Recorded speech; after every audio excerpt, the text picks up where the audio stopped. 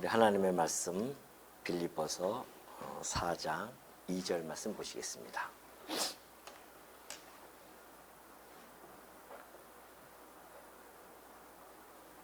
빌립보서 4장 2절입니다.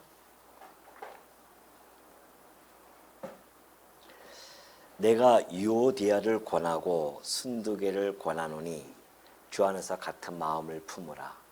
또 참으로 나와 멍에를 같이 한 네게 구하노니 복음에 나와 함께 힘쓰던 저 여인들을 돕고 또한 글레멘드와 그 외에 나의 동역자들을 도우라. 그 이름들이 생명책에 있느니라. 주 안에서 항상 기뻐하라. 내가 다시 말하노니 기뻐하라. 너희 관용을 모든 사람에게 알게 하라. 주께서 가까우시니라. 5절까지 봉독해 드렸습니다. 오늘 저희가 살펴볼 빌립보서 4장 2절부터 오늘 살펴볼 내용은 이제 5절까지고요. 다음 시간까지 이제 9절 나가게 되어지는데 2절부터 9절까지의 내용을 보면은 어떻게 보면 어떤 짤막한 이렇게 권면들이 이렇게 나타나 있습니다. 그래서 예를 들면 뭐 주 기뻐하라라든가 관용을 알게 하라든가 또는 염려하지 말라고 하는 것, 평강을 누리려고 하는 것, 이런 모든 것들이 9절까지 하나하나 짤막하게 그렇게 권면의 내용으로 되어져 있습니다. 근데 이러한 내용들이 서로 무관한 어떤 단편적인 그런 사항들이 아닙니다. 서로 긴밀하게 잘 연관된 그러한 내용으로 잘 구성이 되어져 있습니다. 바울이 지금 이 4장 2절부터 9절을 통하여 말하고자 하는 중심 생각이 있어요. 그 사상이 뭐냐면은 주 안에서 기쁨과 평강을 누리라는 겁니다. 성도 교회가 기쁨과 평강을 누리는 것은 매우 중요하죠. 근데 그 기쁨과 평강을 어디 안에서 누리냐면은 주 안에서 누리라는 거죠. 예수 그리스도 안에서 기쁨과 그리고 평강을 누리라. 이 기쁨과 평강을 누릴 때는 물론 주 안이기 때문에 주 안에서 역사가 일어난 것을 바탕으로 하고 있죠. 그것은 바로 예수 그리스도께서 십자가에서 죽으심으로 우리가 그 십자가의 공로를 믿고 우리가 의롭게 되어져서 하나님의 백성이 되어지는 것, 뭐 이러한 것들 아닙니까? 그게 복음의 내용이죠. 그걸 우리가 지금 믿고 있어요. 그러니까 믿음이라고 하는 것, 곧 우리가 느끼고 있는 어떠한 어떻게 보면 우리가 그 믿음이라고 하는 것은 좀 신비로운 그런 영적인 체험 아니겠습니까? 그것도 초월한 시간을 초월한 그 2000년 전에 예수님이 오셔서 하셨던 그 일들에 대해서 우리가 믿는다. 이것처럼 정말 신비하고도 초월적인 이러한 영적인 체험이 없는 거죠. 그 영적인 체험뿐만이 아니라 그 믿음의 우리가 행위가 나타나죠. 반드시 나타납니다. 믿음이 있는 자는 행위가 반드시 나타나는데 이 행위 역시 이 행위라고 하는 것은 우리의 삶의 구체적인 어떠한 신앙적인 실체들입니다. 그런 것들도 직결되어져 있다는 겁니다. 기쁨과 평강을 누리는 데 있어서. 그러니까 교회가 예수 그리스도 안에서 기쁨과 평강을 누리는 것은 바로 이 믿음과 그 행위와는 아주 매우 밀접하게 직결되어져 있기 때문에 우리가 이제 이 내용들을 지금 하나하나 살펴보고 있죠. 물론 이 믿음의 행위라는 것이 지금 우리가 2절부터 계속해서 나왔고 빌립보서 전체적인 주제에 걸맞죠. 복음에 우리가 합당한 생활이라고 하는 것은 복음에 합당한 생활, 곧 믿음의 행위를 뜻하기 때문에 이 믿음과 이 행위의 어우러진 조화에 의해서 우리가 기쁨과 평강을 누린다는 겁니다. 이것을 지금 중심으로 가지고 바울이 펼쳐나가고 있거든요. 자, 이런 전체적인 좀 이 구도를 가지고 살펴보도록 하겠습니다. 자, 지금 현재 이제 바울이 서신서를 보낼 때는 다 문제가 있어요. 교회마다. 뭐 고린도 교회부터 시작해서 문제 없는 교회가 없죠. 2000년이 흐르는 지금 그 과정 속에서도 교회는 항상 문제가 도사리고 있습니다. 왜 그러냐면은 이 빌립보 교회도 마찬가지예요. 지금 앞에 2장 4장 2절에서 나타내 주었듯이 유오디아 순두계라고 하는 두 여성도들이 있었는데 두 여성도들의 갈등이 발생되어진 겁니다. 문제가 발생되어져 있죠. 그럼 어떻게 보면은 이 빌립보 교회는 유럽 최초의 교회라고 할 수 있고요. 그다음에 이 선교 전체 기주로서의 역할을 감당하면서 바울의 그 선교 활동에 헌신적으로 함께 동참되어졌던, 그래서 그 사역을 그 헌신적인 사역으로 인하여 칭찬을 받는 그러한 교회였거든요. 그럼에도 불구하고 여전히 문제거리가 내재되어져 있다는 겁니다. 이것이 지상교회의 한계입니다. 어쩔 수 없어요. 지상교회의 한계는 우리가 불완전하기 때문에 그래요. 완전한 교회가 아닙니다. 지상교회는. 천상교회는 이제 완전한 교회죠. 그래서 천상교회는 예수 그리스도를 머리로 해서 신령한 완전한 완전체의 교회가 있습니다. 그런데 이 지상교회는 여전히 우리가 각자의 그 교회의 가견적인 교회의 모습이기 때문에 그 모이는 자들이 의롭다 칭함을 받은 것이지 실제적으로 우리가 완전히 의롭게 되어져서 이렇게 살아가는 자들이 아니란 말입니다. 여전히 우리에게는 죄성이 있죠. 그런 자들이 모여서 살다 보면 문제거리가 돌출되어질 수밖에 없습니다. 그래서 교회의 어떤 제도 그리고 운영이 되어지는 것들, 또한 성도와 성도 간의 인간적인 관계, 이런 갈등, 이런 것들이 있는 거죠. 교회마다. 빌립보 교회뿐만이 아니라 지금의 현존하는 교회. 그래서 교회마다 끊임없이 갈등이 있잖아요. 우리도 지금 그동안 교회 짧은 교회사 속에서 우리 여러분의 두 눈 다 목도한 바 있고요. 여전히 이 서원교회도 그런 갈등의 문제들은 언제든지 내재되어져 있습니다. 그렇죠? 그러니까 우리가 그걸 늘 알고 있어야 돼요. 교회라고 해서 천국 생활처럼 착각하시면 안 됩니다. 우리가 그걸 다만 천상교회의 그 모습을 추구하면서 우리는 살아가고 있는 중이에요. 얼마나 더 가까이 갈 수 있는가, 얼마나 더 기쁨과 평강을 누리는 교회로서 할 수 있는가. 그래서 제가 처음에 여기 와서 제가 취임식 할 때 첫 번째 드린 말씀이 뭐였어요? 기억나시죠? 네? 예, 하나님의 나라의 본질인 의와 평강과 희락을 누리는 교회. 이것이 제가 지상교회에서 가장 추구하는 교회. 그 교회를 제가 꿈꾸고 추구한다고 제가 말씀드린 바가 있습니다. 그것은 그것이 완전히 이루어지지 못하기 때문에 그걸 우리가 소망하고 추구하면서 살아가는 거예요. 지상교회는. 한 발자국 더 가까이 갈 수 있는 것. 그래서 우리 성도님 한 분만이 누리는 것이 아니라 10분만이 누리는 것이 아니라 전체가 함께 누리는 그 교회, 얼마나 아름다운 교회가 되어질 수 있겠습니까? 그런 교회를 제가 꿈꾸고 있는데, 이 교회 내에서의 이 기쁨과 평강이라고 하는 이 아주 중요한 이 요소들을 깨는 것이 있어요. 이것이 깨는 것은 바로 성도와 성도 간의 갈등입니다. 갈등이에요. 그러니까 이제 국어 사전적으로 보면 갈등이라고 하는 것이 보면은 어떤 개인 또는 어떤 집단적인 이런 사이에서 어떤 이해관계라든가 그들이 가지고 있는 입장, 처지 이런 것들에 서로가 충돌되어질 때 갈등이 일어나지 않습니까? 그럼 세상도 여전히 갈등이 있습니다. 그러니까 이것이 어떠한 특정 집단에게만 있는 것이 아니라 사회적인 전반, 국가적인 것들, 국가와 국가 간의 갈등, 사회 갈등. 오늘 제가 아마 칼럼을 여러분에게 띄워드리는 이유가 바로 오늘 이 내용 때문에 그렇습니다. 그래서 언제든지 가정에서도 갈등이 시작되어져요. 가정으로부터 갈등이 시작되어집니다. 가정만 있나요? 직장 좀 커가지고 학교 가면 학교에서의 갈등이 있고요.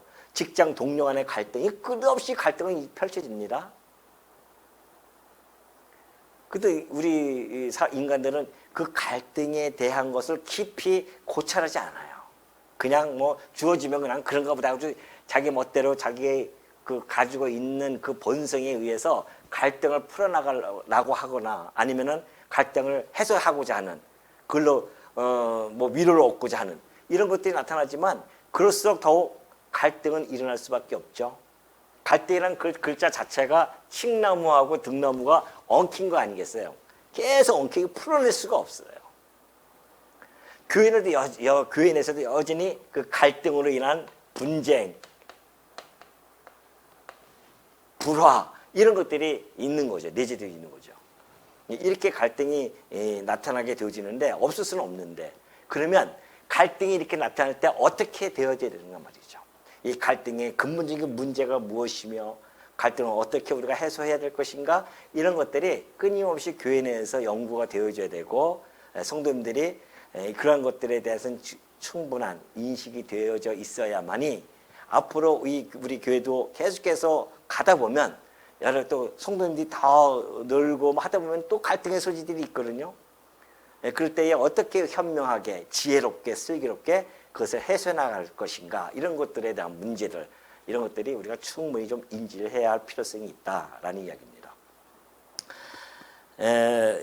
지금 이 4장 2절에서 보여지듯이 유오디아와 순두계가 그러한 갈등의 관계가 있었던 것 같아요.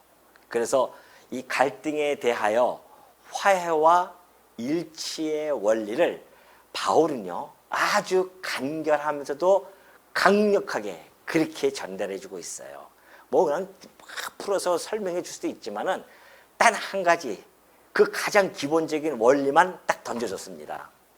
그것이 바로 이제 4장 2절에 나타나죠. 바울이 유오디아를 권하고 순두계를 권한다고 합니다. 한 명 한 명에게 각자에게 대한 권면을 해주고 있어요. 바울은 그 각자에 대한 그 입장에서 보면은 바울의 그 친절함 그리고 그 염려와 높은 관심이 그 두 성도들에게 풍성하게 지금 나타나고 있음을 보여주고 있어요. 내가 유오디아뿐만이 아니라 너희도 권하고 순두계도 내가 권한다. 그러면서 뭐라고 이야기하냐면요. 주 안에서 같은 마음을 품으라. 이걸로 딱 끝이에요. 얼마나 간단합니까? 근데 놀랍게도 이 간단한 이 원리 안에 우리의 이 교회 내에서의 갈등은 다 해소될 수 있는 아주 최고의 원리입니다. 이게. 왜 그러냐면요. 자, 우리 성도님들이 이제 이렇게 있습니다. 이렇게 있어요. 자, A라는 성도가 있고 B라는 성도가 있습니다. 각자의 마음을 가지고 살아왔던 자들이었어요. 근데 예수 그리스도를 통하여 한 자리에 모여졌단 말입니다. 근데 바울은 지금 이 마음과 이 마음은 서로 갈등의 요소가 너무나 많아요. 자라온 환경도 다르고 성격도 다른데 왜 부딪히지 않겠습니까? 계속해서 부딪히죠. 그 부딪힐 때에 교회 내에서 부딪힐 때에 그것을 화해하고 일치가 되어질 수 있는 중요한 원리는 뭐하라? 그리스도의 마음을 품으라는 겁니다. 예수 그리스도의 마음을 품어요. 그러면 A라는 형도, B라는 성도, C라는 성도가 있어요. 각자의 성도가 있지만 그 각자의 성도들이 그리스도의 마음을 품을 때 공통 분모가 형성이 되어져요. 이 안에서. 이게 공통 분모 아니겠어요? 그리스도의 마음으로 다 같이 공통 분모가 형성되어진단 말입니다. 뿐만이 아니라 각자의 마음을 가지고 살아갔던 우리 성도들인데 예수 그리스도 안에 들어오게 되어지면 끊임없이 그리스도의 마음으로 닮아가는 겁니다. 이쪽으로 점점 다가가야 돼요. 이쪽으로 이렇게 점점 오는 거죠. 그래서 이 마음이 그리스도와 합하는 것이 점점 커가면 커갈수록 교회의 갈등의 요소는 많이 해소가 되어질 수가 있습니다. 왜? 같은 마음을 품기 때문에 그래요. 그러면 예수 그리스도 안에서 같은 마음을 품는다고 하는 것은 같은 언어를 사용하게 되어지고 같은 생각을 갖게 되어집니다. 갈등이라고 하는 것은 생각이 서로 다르기 때문에 갈등이 나타난단 말이죠. 근데 우리의 생각과 믿는 것과 아는 것이 같아져요. 우리의 생각도 같아집니다. 그러니까 말하는 언어도 같아져요. 점점 같아지니까 그리스도 안에서 하나가 되어지는 거죠. 그러면서 우리의 마음은 점점 이것이 쪼라들면 쪼라들수록 우리는 영적으로 이것을 이제 영적 성수라고 하고 그 성수 더불어서 교의학적으로 보면은 성화되어지는 과정입니다. 그 성화가 되어지면 이 A, B, C 성도가 하나 그리스도 안에서 한 피로 하나가 되어져서 서로 같은 마음을 가지고 교회 안에서 살아가기 때문에 이 갈등이 자동적으로 해소되어질 수 있다는 겁니다. 그러니까 하나의 일치의 작업이거든요. 그리스도 안에서 하나 일치가 되어지는 작업. 왜? 지상교회이기 때문에 그래요. 청산교회 가면은 이건 하나예요. 예수 그리스도 하나 딱 있습니다. 그 안에 우리가 다 함께 있기 때문에 한 지체로서 완벽하게 완전체로서 그래서 그리스도의 생각이 우리의 생각이 되어지고 그리스도의 마음이 우리의 마음이 되어지고 그리스도의 언어가 완전히 우리의 언어가 되어져서 이 천상교회는요 다툼이 없어요. 갈등이 없단 말입니다. 똑같은 생각과 똑같은 단어와 똑같은 마음을 가지고 살아가는데 뭐 다툴 게 뭐가 있겠습니까? 그러나 지상교회는 현재 이런 교회란 말입니다. 그래서 이것이 점점 좁혀가는 일, 이 작업이 우리가 평생 해나가는 일이죠. 이 성화되어지는 과정, 작업. 그 교회는 이 갈등을 풀어내는 원리가 있어요. 세상에는 이 갈등을 풀어내는 원리가 뭐가 있을까요? 뭐가 있을 것 같아요? 깨끗해 뭐가 있겠어요? 일로 와, 술 한잔 하자, 술 한잔 해. 이거 술이나 우리 한잔 먹고 한번 좀 풀어보자. 그래서 술 한잔 먹으면서 이 얘기 저 얘기다 하면은 또 좀 풀어지긴 하죠. 그래서 뭐 풀어졌다고 하지만은 언제나 마음에는 응어리가 있는 거죠, 그게. 그러니까 이 세상에서의 갈등을 풀어내는 방법들은 뭐 그런 뿐이 없어요. 술이라든가 뭐 서로 다른 뭐 등산을 가면서 이 얘기를 나눈다거나 뭐 그런 거지만은 물론 그런 방식에 있어서는 우리도 흡수할 수는 있지만은 그냥 원리면에서는 달라진단 말입니다. 우리의 원리는 말씀 안에서 풀어내는 겁니다. 그래서 A 성도가 B 성도가 그리스도의 그 말씀 안에서 또 그리스도의 그 말씀 안에서 뿜어지는 그리스도의 마음 이런 것들을 담는 거죠. 그러면 바울은 그리스도 안에서 같은 마음을 가지고 있는데 그리스도의 마음이 어떤 마음일까요? 우리 이미 2장에서 살펴봤죠. 그리스도의 마음 너희가 이 마음을 품으라 곧 그리스도의 마음이니 그리스도의 마음이 무슨 마음이냐? 겸손한 마음이라는 겁니다. 갈등의 기본적인 저변에 깔려져 있는 것은요 바로 교만이거든요. A 성도가 지가 잘났다는 거예요. B 성도도 내가 잘났다는 겁니다. 그러니까 잘남과 잘남이 부딪히는 거죠. 그러나 우리가 말씀 안에 그리스도 앞에 가니까 내가 잘난 게 아니었구나. 나는 정말 죄인이었구나 라는 걸 깨닫게 되어져요. 그 죄인이 서로가 깨닫게 되어져서 그리스도 안에서 가니까 자기의 모든 허물이 다 드러난단 말입니다. 그러니까 거기서 꼼짝 못하는 겁니다. 그러니까 내가 잘난 것이 아니었구나. 그리스도의 의로 우리가 하나님 나라에 갈 수밖에 없다는 걸 깨닫게 되어지면 여기서 내 교만이 있을 수가 없습니다. 아직도 내 마음에 교만이 있다고 하는 것은 그리스도의 진리에 대해서 깊이 천착되어져 있지 않다는 이야기입니다. 그 그리스도의 진리 안에 우리가 천착되어져 있으면 어디서 나를 내세웁니까? 내가 어떻게 그리스도 안에 있는 자들이 나를 내세울 수 있겠어요? 이제는 그리스도와 함께 죽었고 그리스도와 함께 살아가는 존재라고 우리는 믿고 살아가는 존재들인데 여러분 세례받을 때 다 그거 아니었어요? 왜 세례받습니까? 이거 물을 이렇게 뿌리니까 이게 감각이 안 옵니까? 저 어려 얘기야. 무슨 강역에? 아니 여기 잠깐만 까먹었네요. 무심천에 가서 비 올 때 그냥 푹 담갔다가 다시 일어나야지만이 야 죽다 살아났네. 그렇게 감각이 오냐 말이죠. 세례라는 것이 그거예요. 내가 그리스도와 함께 죽었다. 십자가에서. 그러나 그리스도가 살아나셨듯이 우리 나도 살아나는 겁니다. 그래서 그리스도와 함께 살아가는 삶이란 말이죠. 그게 성도예요. 그런 성도들이 함께 살아가니까 그 안에서 내 교만이 어리 있으며 이 갈등 속에서 갈등이 점점 해소되어질 수밖에 없다는 겁니다. 자기의 교만을 깨닫고 주님 앞에 돌아오면 그리스도의 마음은 겸손한 마음으로 함께 뭉쳐집니다. 겸손한 마음이 생기게 되어진다면 우리 성도님들이 다 겸손한 마음을 가지고 있다고 한다면 어디 교회가 시끄럽겠습니까? 안 그래요? 서로가 겸손한 마음으로 서로 남을 낮게 여기고 성도를 서로 위해주고 배려해주고 낮게 여기고 때로는 내 이해가 충돌되어진다 할지라도 이것이 저 성도가 원하면 때로는 한번 기다려주고 안 그래? 우리가 물론 진리 싸움에 있을 때는 피터지게 싸워야 되겠죠. 진리 싸움에는. 그 내용의 문제는 아니잖아요. 지금 갈등이 우리가 진리 싸움하고 좀 틀린 거죠. 그러나 우리 이 성도 안에서, 이 교회 안에서 나타나는 이런 현상들은 우리가 지혜로운 자들 아닙니까? 하늘의 지혜를 받아서 이 말씀을 깨닫고 살아가는 자들인데 이 갈등을 풀어내지 못한다고 한다면 어떻게 우리 안에 복음이 있다고 우리가 감히 말할 수 있겠어요? 우리 안에 복음이 있는 자들은 이 갈등의 모든 것들을 지혜롭고 슬기롭게 풀어낼 수 있다. 이것이 우리 성도에게 주신 하나님의 지혜입니다. 이것을 여러분이 잘 간직해 주시고 이런 말씀을 통해서 우리가 다시 한번 깊이 생각해 볼 필요성이 있죠. 교회마다 이 갈등, 이 A라는 유오디오와 순득에도요 얼마나 신앙이 좋은 사람인지 모릅니다. 그런데도 불구하고 갈등이 발생되어졌어요. 어떠한 문제인지는 구체적으로 안 나타냈지만 문제라고 하는 것이 사람 사는 거 다 똑같지 않겠습니까? 우리 교회 내에서 나타났던 문제들도 함께 포함되지 않겠어요? 그때 바울은 그리스도 마음만 품으면 된다.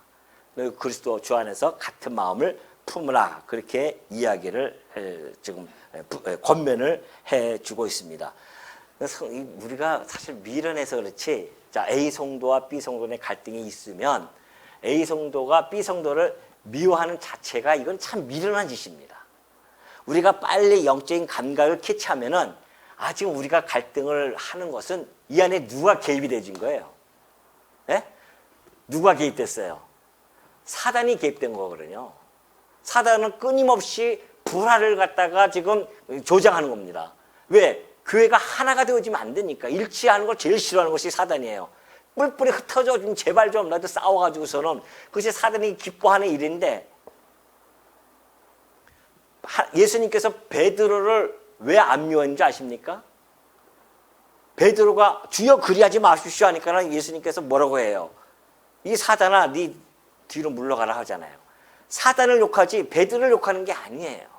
오히려 베드로가 부인했음에도 불구하고 그에게 찾아와서 오히려 그에게 사명을 주는, 그리고 사랑을 베풀어주는 그런 분이 예수님이거든요. 우리가 다 그런 존재들이란 말입니다.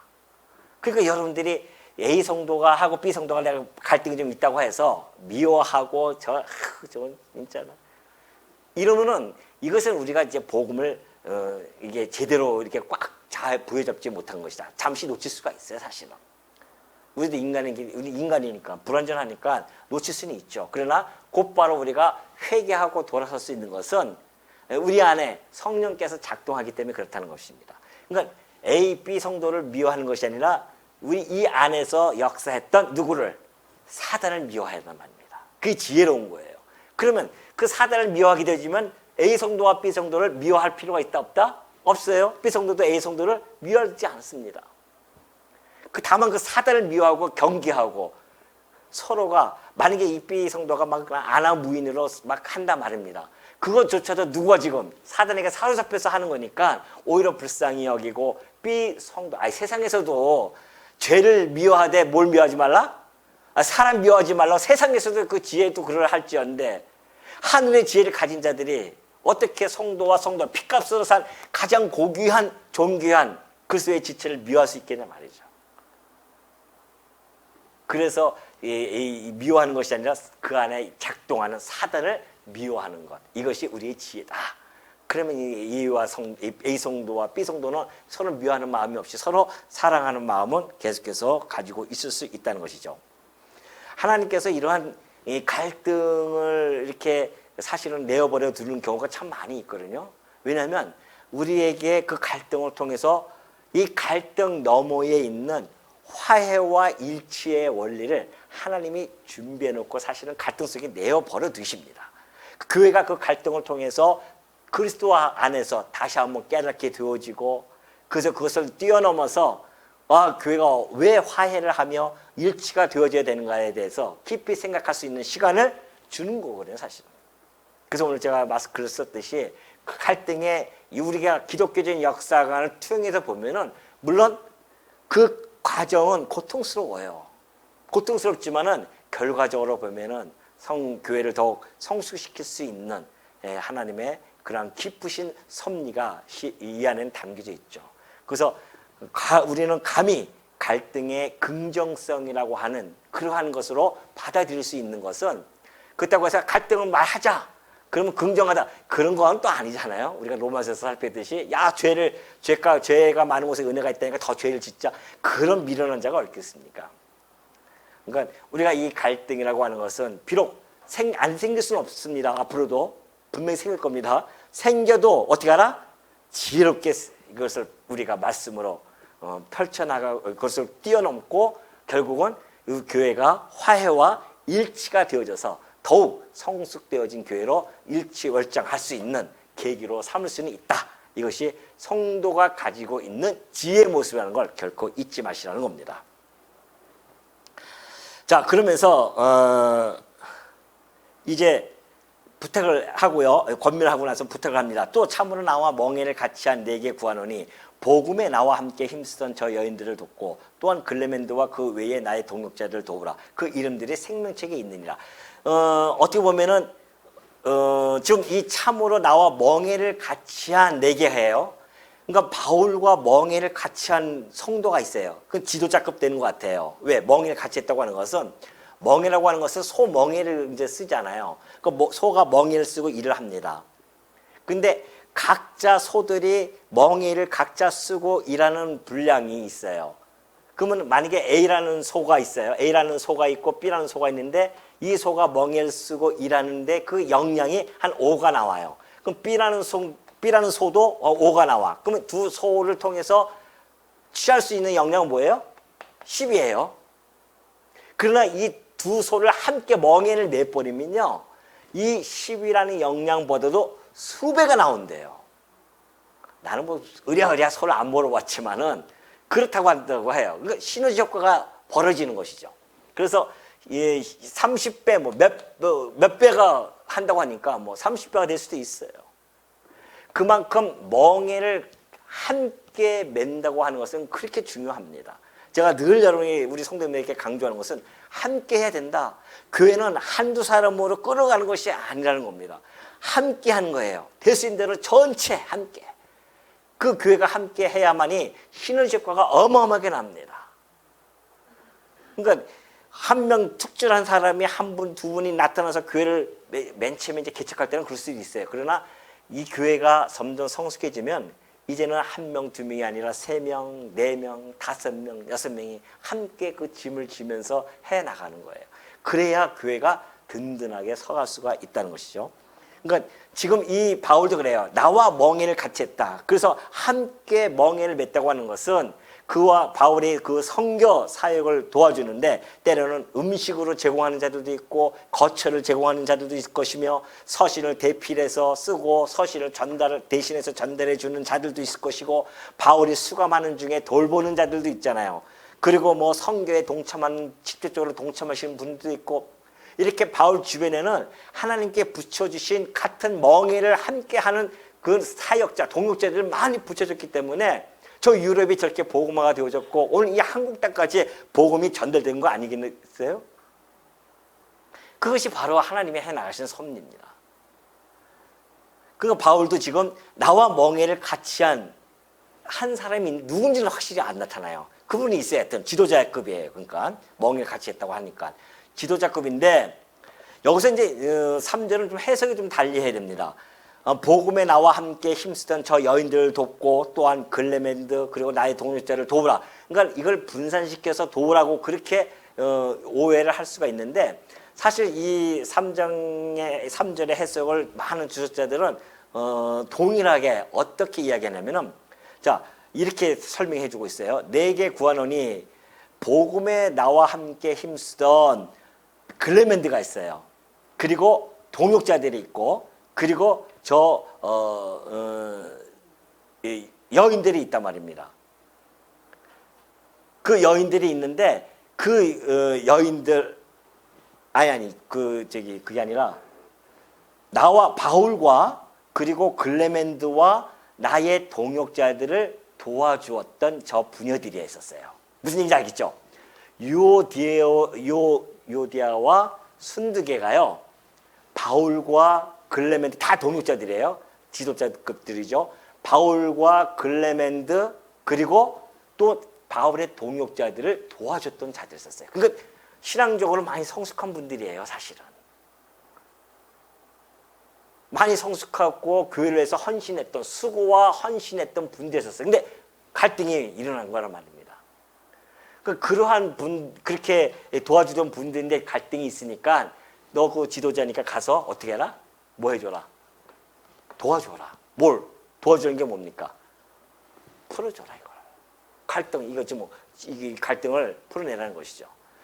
그러면 가서 뭐 어떻게 풀겠습니까? 바울이 얘기했던 것처럼 그리스도의 마음을 품을 수 있도록 권면해주고, 그래서 서로가 다시 그리스도 안에서 하나가 되어질 수 있도록 그렇게 해줘라고 부탁을 해주고 있는 것이죠. 그러면서 그 이름들이 생명책에 있느니라 그럽니다. 생명책에 있느니라. 생명책에 있다고 하는 것은 사실 우리가 생명책이 보이지는 않잖아요. 그러나 생명책이 분명히 있다는 것은 뭐 요한계시록을 통해서도 잘 보여집니다. 생명책이 있는데 그 생명책을 기록되어진다고 하는 것, 바울이 이미 그들이 생명책에 기록됐다고 확정해 두고 있습니다. 그럼 생명책에 기록된 걸 우리가 어떻게 알 수 있겠습니까? 어떻게 알 수 있겠어요? 그 알 수 있는 방법은 이제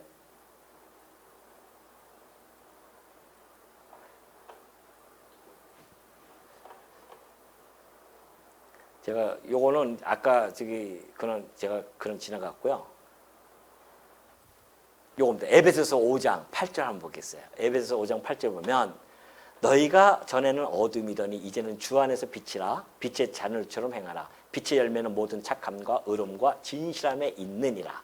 너희의 믿음의 역사와 사랑의 수고와 우리 주 예수 그리스도에 대한 소망의 인내를 우리 하나님 아버지 앞에서 끊임없이 기억하며. 자, 어둠에 있던 자들이 빛으로 옮기게 되어지면 빛의 자녀들처럼 행하게 되어지는데 모든 착함, 의로움, 진실함이라고 했습니다.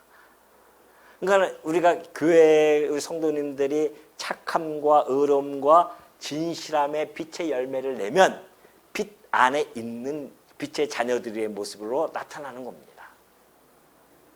또 뿐만이 아니에요. 너희의 믿음의 역사, 사랑의 수고, 소망의 인내를 가지고 있다고 한다면, 이걸 펼쳐낸다고 한다면 이미 생명책에 기록된 자가 틀림이 없습니다.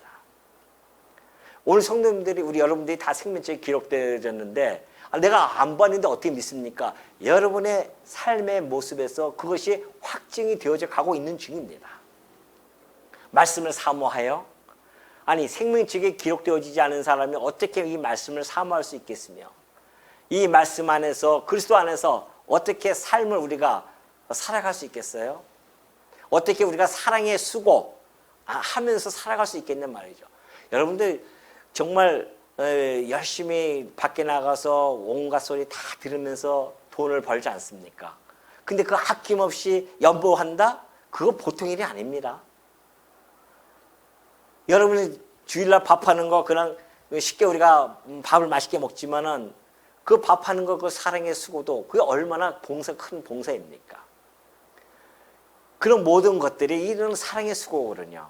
이것이 만약에 생명책에 기록되지 않다고 한다면 그렇게 나올 수가 없죠. 뭐하러 여기 와서 땀을 흘리면서 뭐 그렇게 합니까? 물론 세상 사람들이야 자기의 의를 내세우기, 공덕을 쌓기 위해서 그렇게 봉사하는 사람도 더러 있어요.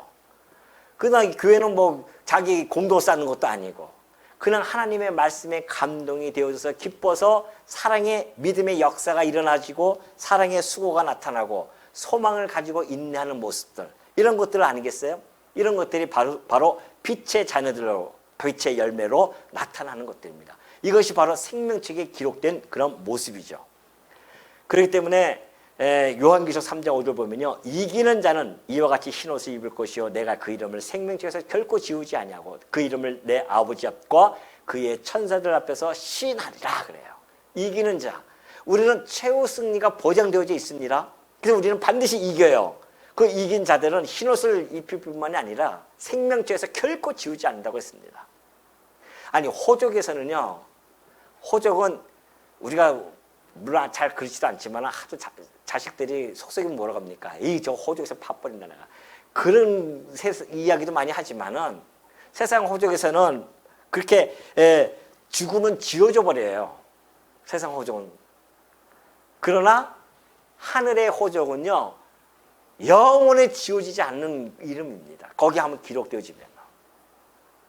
그 기록되어진 것은 과정적으로는 우리가 예수 그리스도를 믿는 것으로 나타나지만은, 그러나 사실은 그 호적은 영원한 하나님의 계획 속에 다 기록이 되어져 있었다는 겁니다. 이 놀라운 은혜 아니겠어요? 그러니 그들도, 이 사람도 생명책이 기록되어졌고요, 이 B도 생명책이 기록되어졌고, C도 생명책이 기록되어진 이 세상에서 어때요? 가장 뭐한 자이다, 존귀한 자들이 아니냐. 이 존귀한 자들이니까 서로 갈등 속에서 헤매지 않게끔 이 말씀으로 하나 되게끔 잘해라.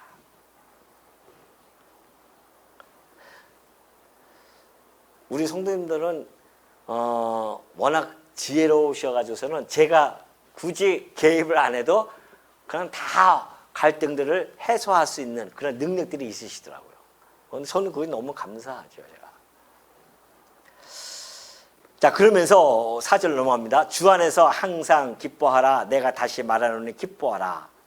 주 안에서 항상 기뻐하라. 제가 3장 1절에서 그때 말씀드린 바 있죠. 왜 주 안에서 어떻게 우리가 항상 기뻐할 수 있겠는가? 그 기쁨의 원천이 뭔가? 그것이 바로 기쁨의 원천은 주다. 그렇게 얘기했습니다. 기쁨이라고 하는 것은 현재 능동태라고 했어요. 그렇기 때문에 항상 어떤 상황에서도 기뻐할 수 있는 것. 세상 사람들은 이걸 불합리하다고 얘기할 수 있지만은 아니에요. 항상 우리는 기뻐할 수 있는 이유가 있다고 제가 말씀드린 바 있습니다. 다 잊어버리셨죠? 자, 항상 기뻐하는 우리 이유. 첫 번째, 뭐였었어요? 네? 우리는 구원받은 백성이다. 하나님 안에서 영원한 생명을 얻고 영원한 기업을 얻은 자이다. 하나님의 은혜 가운데 있는 자다. 구원받은 백성. 두 번째는 하나님으로부터 사랑을 받는 존재이다. 예수 그리스도 안에서 구원받은 백성들은 십자가에서 우리가 사랑받는 것을 확인받습니다. 하나님의 사랑을 받은 존재들이에요. 마지막으로는 우리는 최후 승리가 보장되어 있다. 최후 승리가 보장되어져 있어요. 이 땅에 우리가 살아가면서 때로는 갈등이 일어나서 넘어질 때도 있고 시험을 받아서 엎어질 때도 있지만, 그러나 우리는 최후 승리가 보장되어져 있어요. 반드시 우리는 승리한단 말입니다. 그러한 것들이 우리들에게 항상 기뻐할 수 있는 원천이 되어지는 겁니다. 기뻐하는 원천이 이거예요.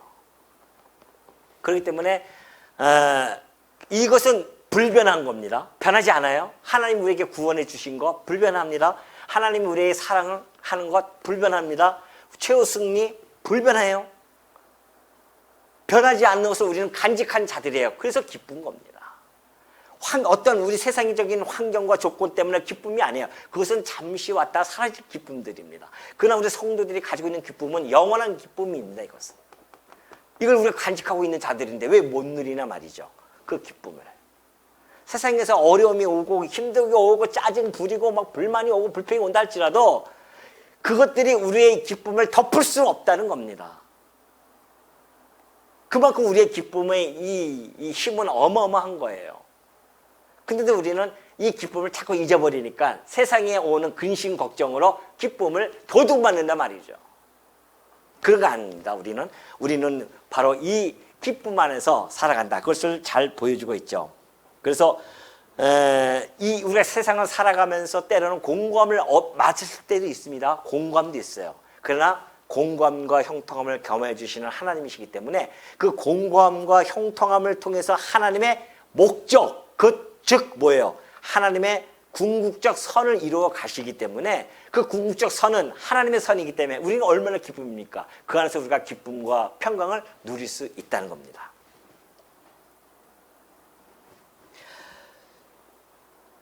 그래서 이 하박국 선지자가요, 우리 배웠지만은 얼마나 멋있습니까? 비록 무화과 나무가 무성하지 못하며 포도나무 열매가 없고 감람나무 소출이 없어요. 밭에 먹을 것이 없어요. 우리의 양이 없습니다. 외양간에 소가 없어요. 얼마나 주변의 환경은 정말 지금 힘듭니까? 그럼에도 불구하고 그가 즐거워하고 기뻐할 수 있는 것 뭐예요? 나의 하나님 여호와로 말미암아 그렇다는 겁니다. 이거 아닙니까? 나의 구원의 하나님으로 말미암아. 나를 사랑하는 하나님으로 말미암아 나를 치유 승리케 해주시는 그 하나님으로 말미암아 나는 기뻐한다. 이것이 바로 이 하박국의 기쁨과 우리의 기쁨은 동일선상에 놓여져 있는 것들입니다. 마지막으로 관용이에요. 너희 관용을 모든 사람에게 알게 하라. 관용이라고 하는 것은 뭐냐면은 부드러움, 온유함, 너그러움 그런 것들이에요. 참을성 있는 것들이죠. 그래서 어떤 우리가 손해를 볼 때도 있어요. 역경을 당할 때도 있습니다. 그럴 때 우리 성도들은 쉽게 동요되거나 넘어지지 않는다는 것입니다. 평정을 유지할 수 있다는 것이죠. 왜? 이것이 우리들에게는 영적인 인내를 가능케 해주기 때문에 그래요. 이 모든 것들이 그 영적인 인내는 이것 때문에 그래요. 이것도 마찬가지입니다. 이 관용의 원천은 이거예요. 바로 기쁨과 같습니다. 그래서 바울은 주께서 가까우시기 때문에 너희 관용을 모든 사람에게 알게 하라 이런 뜻이에요. 주께서 가까운다. 예수님의 재림이 가까우기 때문에 예수님의 재림이 온다고 하는 것은 뭐예요? 우리 모든 죄악을 다 드러낼 뿐만이 아니라 하나님의 공의로 판단하신단 말이죠. 그러니 성도들은 그 하나님의 이 재림 앞에서 공의 앞에서 우리의 모든 일들이 다 드러나기 때문에 조급해할 필요도 없고 그 억울해할 필요도 없고 우리가 가지고 있는 당연한 권리가 있어요. 세상에서. 그럼에도 불구하고 타인을 위해서 다른 사람을 향해서는 너그럽게 대할 수 있는 태도, 마음이 중요합니다.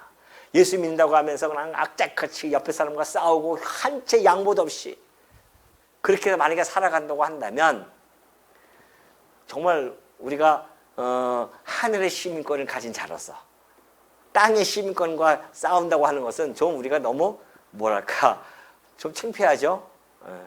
우리가 가지고 있는 이 어마어마한 기쁨과 평강을 가지고 있는 이 고귀하고도 고상한 우리들이 오로지 땅의 것만을 바라보면서 살아가는 자들과 싸운다고 하는 것조차 그것이 얼마나 어리석음의 모습이냐 말이죠.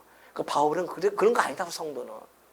우리 주님이 재림하실 것인데 가까운데 우리는 그 주님을 바라보면서 이 주님이 우리에게 주신 모든 것들을 바라보면서 모든 사람들에게 교회가 너그럽게 대하는 거 보여주는 거 얼마나 아름다운 모습입니까? 그걸 보여줌으로 말미암아 그리스도 하나님의 영광이 나타나는 것이죠. 절대적인 우리가 관용을 베풀 수 있는 것, 관용을 알게 하는 절대적인 동기는 바로 이겁니다. 이거고요. 뿐만이 아니라 예수님의 재림, 이것이 우리들로 하여금 관용을 베풀 수 있는 충분한 원천이 되어진다는 것이죠. 바로 우리 주님이 그랬다는 겁니다. 야고보서 5장 줄보면 그러죠. 너희는 의인을 정죄하고 죽였어요. 그는 너희에게 대항하지 아니하였어요. 예수님은 대항하지 않았어요. 할 수 있는 권세가 있음에도 불구하고 안 했습니다. 그러므로 형제들아 주께서 강림하시기까지 길이 참으라. 누구처럼? 우리 주님처럼. 보라 농부가 땅에서 나는 귀한 열매를 바라고 길이 참아 이른 비와 늦은 비를 기다리나니 너희도 길이 참고 마음을 굳게 하라. 주의 강림이 가깝다. 우리 주님의 강림이 가까우니까 마음을 굳게 하고 길이 참고 온유한 마음을 가지고 모든 사람에게 대하는 것, 관용을 베푸는 것, 이것이 성도가 가지고 있는 강력한 힘이라는 겁니다. 우리는 주 안에서 기쁨과 평강을 누릴 뿐만이 아니라 그 관용조차도 우리 안에서 충분히 나타날 수 있다는 것. 왜요? 우리에게는 이런 어마어마한 것들을 가지고 있는 그러한 존재라는 것을 결코 잊지 마시고 우리 하나님으로부터 받은 이 놀라운 것들을 우리 이 교회가 마음껏 누리면서 뿐만이 아니라 정말 이 서원교회를 사람들이 바라볼 때 저 교회는 너무나 부드럽고 온유한 교회야. 정말 성도 하나마다 관용이 차고도 넘쳐 이런 교회로 소문나는 교회가 되어지기를 당부드립니다.